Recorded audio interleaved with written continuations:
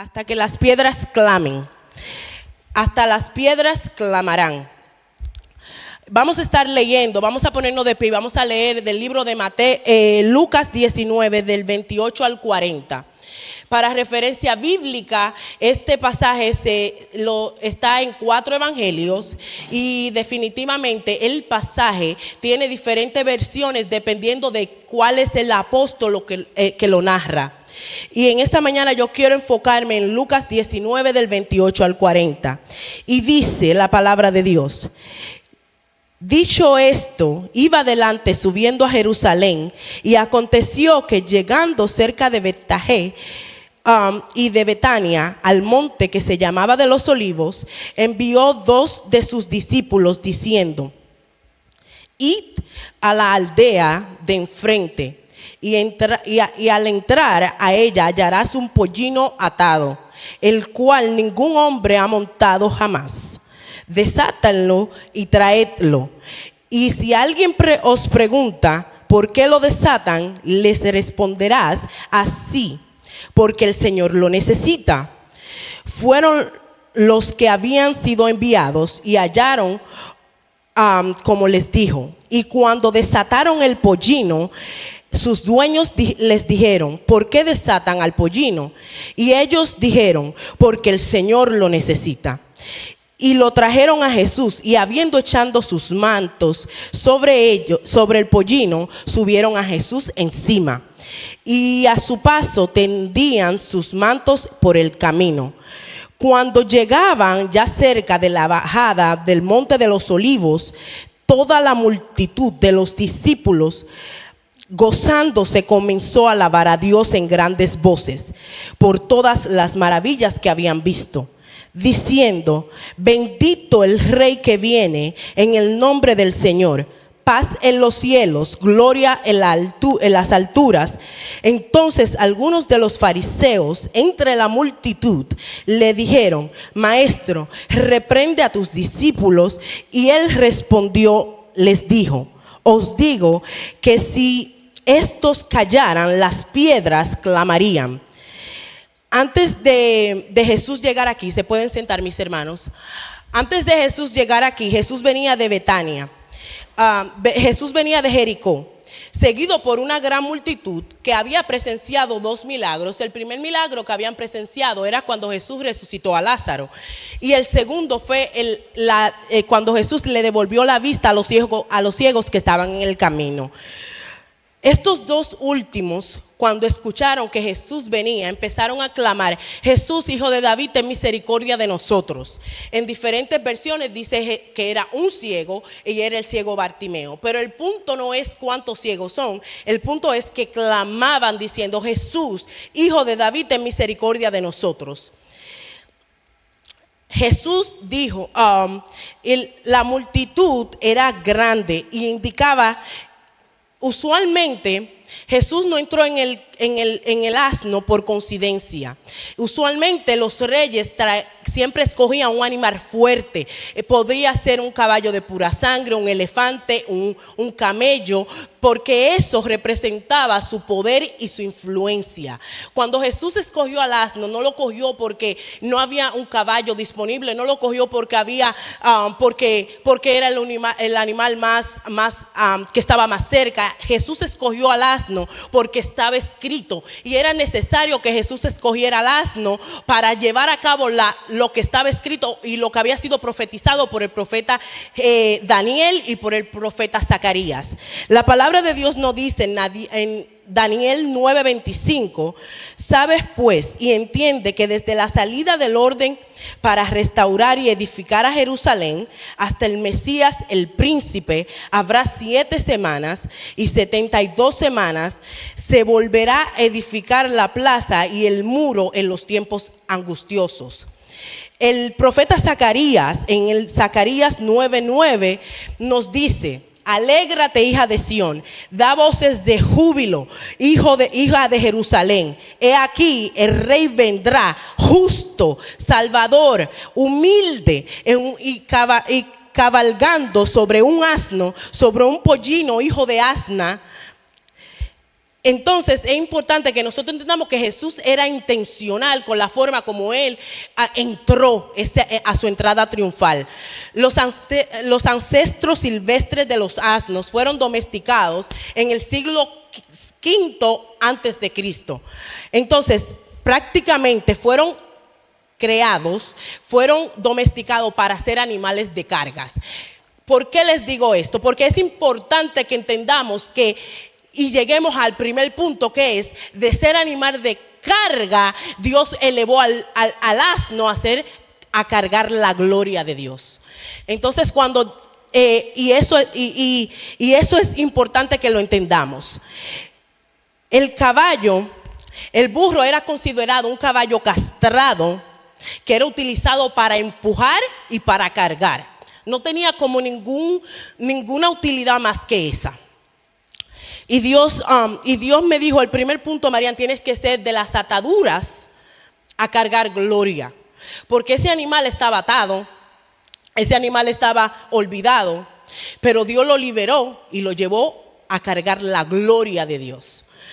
Así que vayan conmigo a Mateo 21 del 1 al 6, que la palabra de Dios dice: cuando se acercaron a Jerusalén y vieron a Betfagé, al monte de los olivos, Jesús envió 2 discípulos, diciéndoles: id a la aldea del frente de vosotros, y luego hallaréis una asna atada y un pollino con ella. Desátala y traédmelos. Y si a alguien le dijere algo, decid que el Señor lo necesita, y luego los enviará. Todo esto aconteció para que se cumpliese lo dicho por el profeta. Decía la hija de Sión: he aquí que tu rey viene manso, sentado en una asna sobre un pollino, hijo de animal de carga. Y los discípulos fueron e hicieron como Jesús les mandó, y trajeron el asna y el pollino y lo pusieron sobre ellos sus mantos, y él se sentó encima. El problema es que muchos de nosotros hemos tratado de hacer a Jesús un poquito más moderno, un poquito más cool, un poquito más nice. Pero Jesús era humilde. Jesús era humilde y para el colmo no era popular. Yo creo que Jesús pudo haber llegado a un caballo de pura sangre. Jesús pudo haber decir: no, yo no quiero un burro, yo quiero un caballo de pura sangre. Pero yo creo que quizás, solo quizás, porque sabía que en estos tiempos íbamos a estar batallando con cristianos que tienen problemas con ser popular, y todo el mundo quiere ser popular. Entonces era necesario que Jesús estableciera el punto de que, oye, no se trata del caballo de pura sangre, se trata de que yo tengo que entrar en un burro, porque yo tengo que establecer el precedente para lo que yo vine a hacer en la tierra. ¿Qué pasa? El burro o el asno representaba la humildad. Jesús era humilde y no era popular. Jesús pudo haber llegado en un caballo de pura sangre, pero decidió llegar en un burro. Lo que me lleva al punto de que nosotros solo somos el burro. Mientras estudiaba, escuché algo que me impactó. El carisma nunca debe sustituir al carácter. Usted se preguntará por qué le digo esto. El carácter es lo que nos hace recordar que nosotros sencillamente somos el burro. El dilema es que cada día vemos más y más burros que se le olvida que la gloria es del Señor, que el Espíritu es de Dios, que la gracia es de Dios, y creemos que es de nosotros. Creemos que los ramos que se están tirando es de nosotros. Pastor Mario decía la semana pasada que en las iglesias tenemos mucho problema con los títulos. Y mientras él y yo hablábamos ayer, terminamos en la conclusión que el problema que estamos enfrentando en la iglesia es porque los burros creyeron que la gloria era de ellos. Y nosotros seguimos siendo los burros del Señor. Lo único que estábamos atados, que estábamos olvidados, que estábamos cautivos, y el Señor nos mandó a buscar. Y nos dijo: necesito el burro, dile que el Señor lo necesita. Pero el burro no puede olvidarse de que fue el Señor que lo mandó a buscar. El Señor nos usa, el Señor nos llama, el Señor nos limpia, pero la humildad no se ve en las ropas. La humildad de nosotros como cristianos está en nuestro carácter, porque nadie le puede decir al burro, nadie quiere ser burro en estos tiempos. Ese es el problema. Todo el mundo quiere ser Jesús. Todo el mundo quiere, yo soy Jesús, el Mesías, el escogido, el que vino a redimir, pero nadie quiere ser el burro. Y el problema de que no queremos ser el burro es que terminamos cayendo de la gracia de Dios. Porque lo único que fuimos llamados a hacer fue burro. Que desde la cautividad donde nos encontrábamos, desde la esclavitud al pecado que teníamos, desde la mentira, las ataduras mentales que teníamos, el Señor decidió mandarnos a buscar.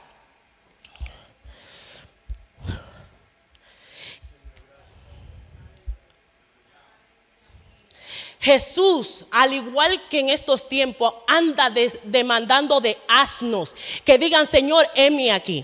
Que digan, Señor, aquí estoy. Que digan, Señor, no importa, yo sé que la gloria es tuya. Personas que entiendan que toda dádiva y don perfecto proviene de lo alto, del Padre de las luces, en el cual no hay mudanza ni sombra de variación. El problema es que se nos olvidó. A la iglesia de Jesucristo se le olvidó que somos un grupo de asnos, que Dios sencillamente dijo, no importa, aún así yo te escojo, pero la gloria sigue siendo de Jehová. Que creemos que las ramas, que el clamor del pueblo es para nosotros y se nos olvidó que fue Jesús que nos mandó a buscar, que estábamos atados, esclavizados, olvidados, y Él nos mandó a buscar sin importar el plan que los hombres tenían para nuestras vidas, sin importar que fuimos diseñados para cargar, sin importar que fuimos diseñados para alar el ganado o la carga o la carreta. Y el Señor dijo, desátalo, libera, rompe sus cadenas. Pero aún así es la gloria de Dios que se deposita en nosotros, no es nuestra.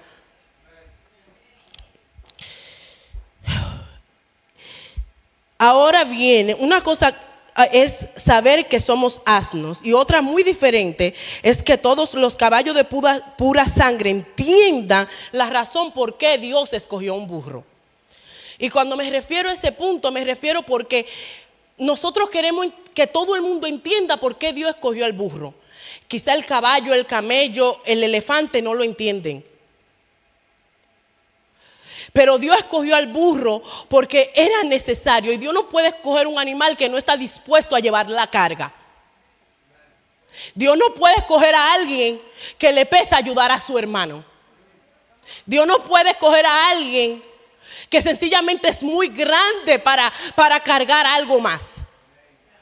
Y para cargar a un Dios que vino humilde. A un Dios que vino sin gran estruendo, sin ropas caras, sin vestido como los fariseos. En Proverbios, a nosotros se nos ha olvidado que en Proverbios la palabra de Dios dice: antes del quebrantamiento es la soberbia, y antes de la caída es la altivez de espíritu. Humildad para los caballos y humildad para los burros. Ambos lo único que están haciendo es cargando la gloria de un Dios que es santo. Y un Dios que murió tanto por burro como por caballo. Y por eso le voy a contar una anécdota. Un hombre tenía un caballo y un asno. Un día que ambos iban camino a la ciudad, el asno, sintiéndose cansado, le dijo al caballo: toma parte de mi carga, si te interesa mi vida. El caballo, haciéndose el sordo, no le dijo nada, y el asno cayó víctima de la fatiga y murió allí mismo. Entonces el dueño echó toda la carga encima del caballo, incluso la piel del asno. Y el caballo, suspirando, dijo: qué mala suerte tengo. Por no haber querido cargar un ligero fardo, ahora tengo que cargar todo, hasta con la piel del asno. La moraleja es que cada vez que no extiendes tu mano para ayudar a tu prójimo, que honestamente te lo pide, sin que lo notes en ese momento, en realidad te estás perjudicando a ti mismo. Dios pudo haber llamado al caballo, pero Dios decidió llamar al burro, como le dije anteriormente, porque Dios demanda de personas que estén dispuestas a llevar la carga. Y con eso yo voy a pasar a mi segundo punto del día de hoy, que es cuidado con la multitud. En Mateo, las palabras de Dios nos dice que gran multitud seguía a Jesús y que era numerosa, tenían mantos y tiraban mantos en el camino, cortaban ramas, y está en Mateo 21 del 8 al 11. Y la palabra de Dios dice: y la multitud, que era muy numerosa, tendía sus mantos en el camino, y otros cortaban ramas de los árboles y las tendían en el camino, y la gente que iba delante y la que iba detrás clamaba diciendo: Hosana al Hijo de David, bendito el que viene en el nombre del Señor, Hosana en las alturas. Pero cuando entró en Jerusalén, toda la ciudad se conmovió diciendo: ¿quién es este? Y la gente decía: este es Jesús, el profeta de Nazaret de Galilea. El problema que enfrentamos con los que gritan Hosana es que son los mismos que unas semanas después le gritan: crucifíquenlo. Y este es el ejemplo que pasa con la iglesia de Hillsong, Cash Luna, G12, La Luz del Mundo y todas las demás denominaciones religiosas. El problema está en que todos estos se preocuparon por crecer en cantidad, pero no en carácter. Y se olvidaron, se comprometieron con el mundo, y cuando vinieron a darse cuenta, estaban tan comprometidos que le habían fallado a Dios y se alejaron del propósito inicial para el cual Dios lo creó. ¿Qué pasa? Que cuando ellos se comprometieron con el mundo, esas mismas personas con las que ellos se comprometieron, cuando salieron los diferentes escándalos, fueron los mismos que se desvincularon de ellos de todas las áreas. Nosotros no lo conocemos, nosotros no fuimos amigos de ellos, nosotros no sabemos quiénes son ellos y todo ese tipo de cosas. ¿Por qué? Porque la multitud no significa relación. Una multitud seguía a Jesús, se repite 34 veces en la Biblia. El problema aquí es que, como muchos cristianos, estamos siguiendo a Jesús, pero estamos siguiendo a Jesús por las razones equivocadas. Seguimos a Jesús para que nos libere del imperio romano. Seguimos a Jesús porque necesitamos sanidad. Seguimos a Jesús porque necesitamos fama. Seguimos a Jesús porque necesitamos grandeza. Seguimos a Jesús por lo que hemos visto. Seguimos a Jesús porque queremos una experiencia sobrenatural. Seguimos a Jesús. Y por último, seguimos a Jesús para crucificarlo. Jesús había acabado de resucitar a Lázaro y de darle vista a los ciegos. Después que usted ve un milagro, cualquiera cree. Cualquiera cree.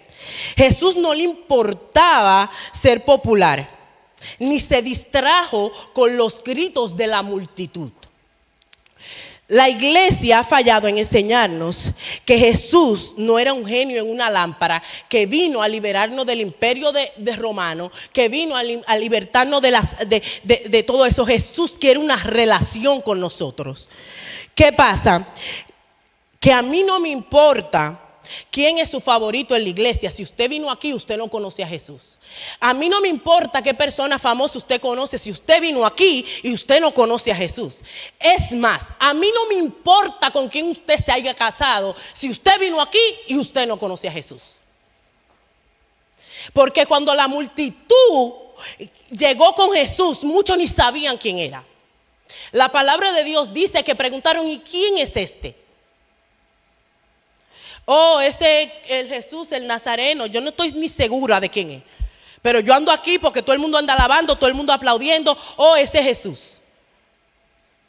Oh, porque mi hermano me trajo para la iglesia. No, mi hermano. Yo no sé si usted no está entendiendo, pero Jesús necesita tener una relación con usted.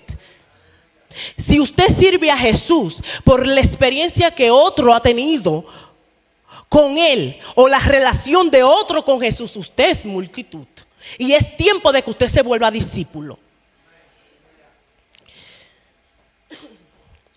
El problema de la multitud es que la multitud no permanece en los momentos de dificultad. Y es fácil darnos cuenta quién es multitud. Aunque hayan tirado las hojas, aunque hayan gritado sanas en las alturas, son los primeros que desde que llegó la dificultad en Jesús dijeron: no, crucifíquenlo, crucifíquenlo, crucifíquenlo. Entonces, ¿qué pasa? Todos tenemos multitud en nuestras vidas. Y si Jesús tuvo que lidiar con ella sin ofenderle, me imagino a Jesús diciéndole a la multitud: yo sé, mira, gracias por las flores que me tiras, gracias por las ramas que me estás tirando, pero no dejaré que eso me distraiga de que cuando tú cambies de opinión, cuando llegue la dificultad y ya tú cambies de opinión, me distraiga del propósito para el cual yo vine a la tierra, que fue a salvarte. Sí, multitud, te agradezco las ramas, pero no dejaré que eso me distraiga de que yo vine a morir por ti, de que las ramas sencillamente son parte del propósito, pero el propósito real es morir para darte vida. Aunque tú me rechaces, aunque tú me niegues, aunque tú te hayas olvidado de estas ramas que me tiras hoy.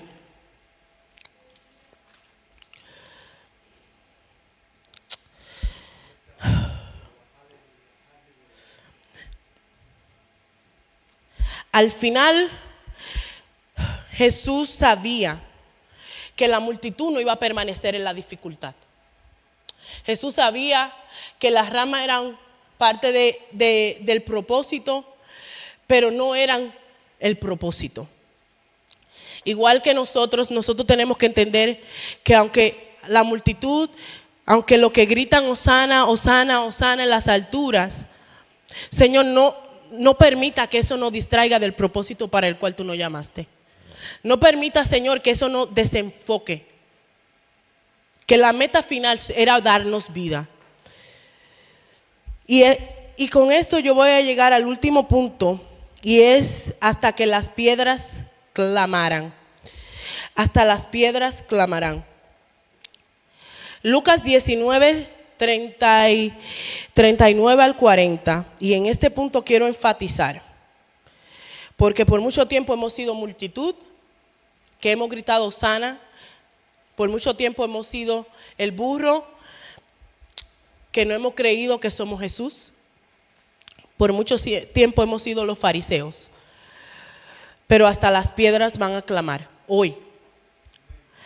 Y en Lucas 19, 39 al 40 dice la palabra de Dios: entonces algunos de los fariseos de entre la multitud le dijeron: Maestro, reprende a tus discípulos. Él les respondió, les dijo, os digo que si estos callaran, las piedras clamarán. La molestia de los fariseos, porque la multitud hizo algo que ellos no podían hacer: adorar. Que no te moleste la adoración de tu hermano. Que no te moleste como el otro adore. El problema que vemos aquí es que todo lo que usted no entiende, usted lo critica. El problema que vemos aquí es que nosotros no tenemos que entender la adoración de nuestro hermano, no es para nosotros. Si usted entiende, si usted tiene que darle aprobación a mi adoración, déjeme decirle que usted es uno de los fariseos. No es coincidencia que la Biblia especifica quiénes son los fariseos. Y por definición son personas hipócritas que fingen una moral, unos sentimientos o unas creencias religiosas que no tienen.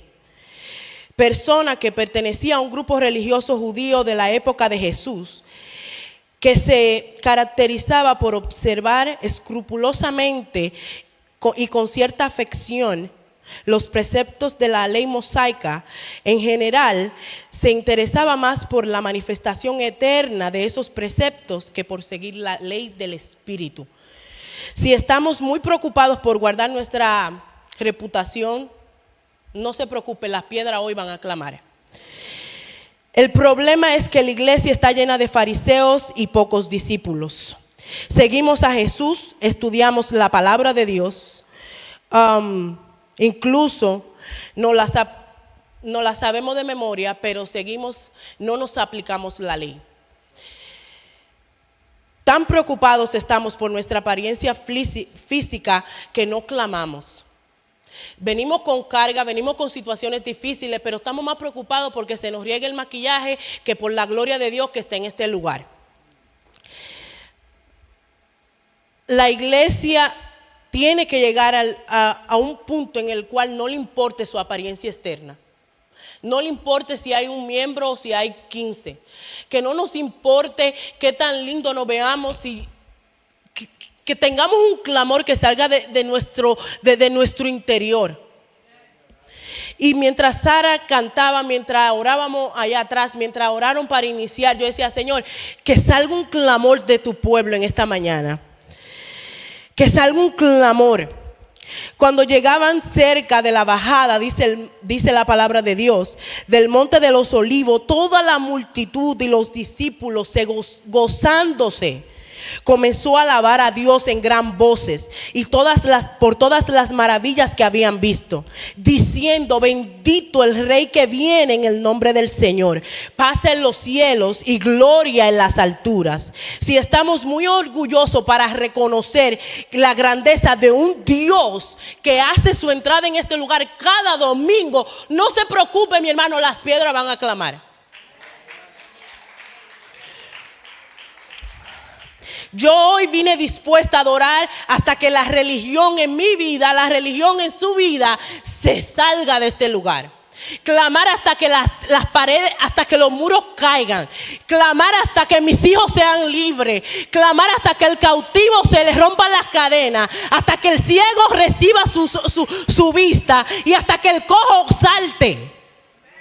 El problema por el cual no vemos los milagros en la iglesia el día de hoy es porque estamos muy preocupados por nuestra apariencia física como los fariseos, y se nos olvidó que vinimos a alabar un Dios que es santo. El problema de los fariseos es que eran sepulcro blanqueado, dice la palabra de Dios. Dice, hay de vosotros escribas y fariseos hipócritas, por sois semejantes a sepulcros blanqueados. Por fuera la verdad se muestran hermosos, mas por dentro están llenos de huesos muertos y toda la inmundicia. Así también vosotros por fuera de verdad os mostráis justos a los hombres, pero por dentro estáis llenos de hipocresía e inequidad. Yo vine a hablarle a una iglesia que dijo, mira, yo me quito el título, yo me quito la ropa cara, yo me quito el maquillaje, yo vine a alabar al Dios de mi salvación. Yo no puedo criticar la alabanza de mi hermano, yo necesito mi propia adoración. Yo necesito tirar mis ramas. Hosana en las alturas. Hosana el que vive y reina. El problema es que en la iglesia no hay gente desesperada ya. Porque si no está el welfare que te da los cupones, si no está yo no sé lo que usted esté pasando, pero yo vine porque hay algo que solo me lo puede dar Dios.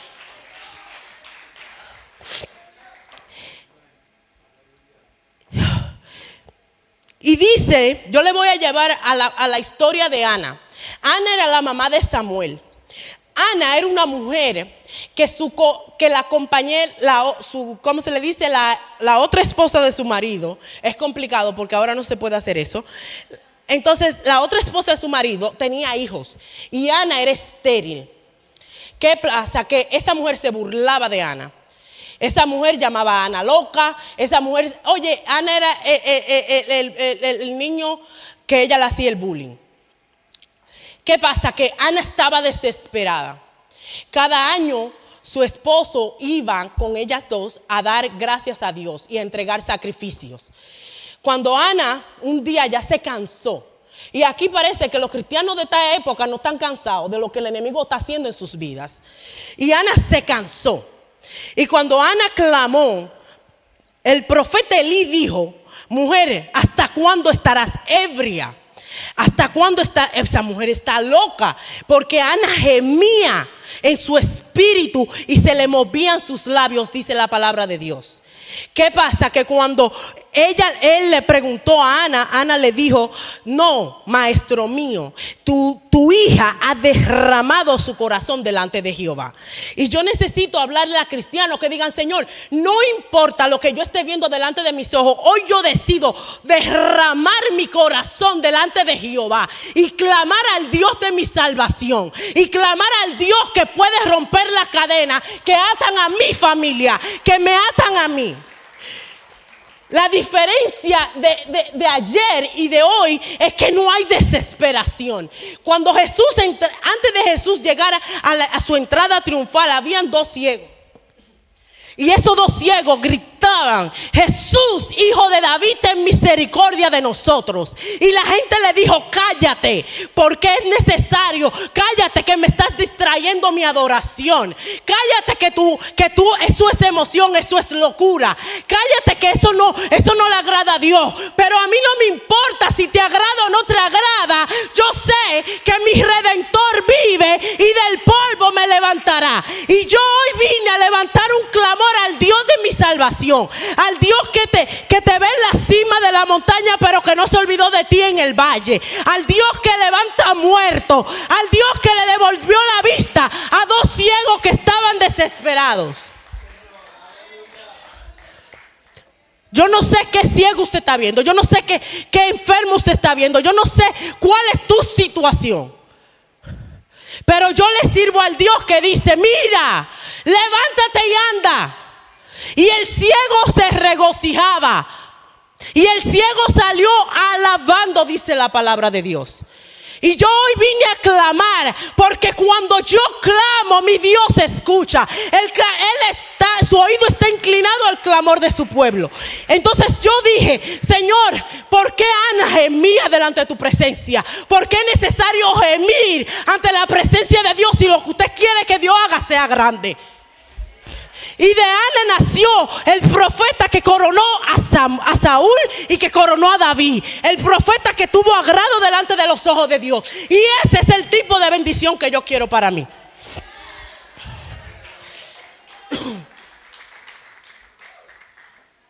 Póngase de pie, mi hermano. Póngase de pie. Sea burro, usted se crea caballo, usted se crea asno, lo que usted se crea. Pero yo sé que tanto el caballo de pura sangre como el burro tienen situación que solamente el Dios de Israel lo puede liberar. Solamente Dios puede cambiar el pasado. Solamente Dios puede restaurar. Solamente Dios puede darnos los años que el enemigo nos robó. Solamente Dios. Y ese Dios hace su entrada hoy aquí. Aquí. Y yo no sé si usted se tenga que quitar su chaqueta, si usted se tenga que quitar su apariencia de perfección, pero el clamor de la iglesia de Jesucristo se tiene que escuchar hoy. Un clamor que haga que los muros de Jericó se caigan. Un clamor que haga que la montaña se mueva. Santo eres, Señor. Santo eres, Señor. Santo eres, Señor. Santo, santo, santo. Hermano, no necesitamos música. Levante su clamor. Levante su clamor al Dios de nuestra salvación.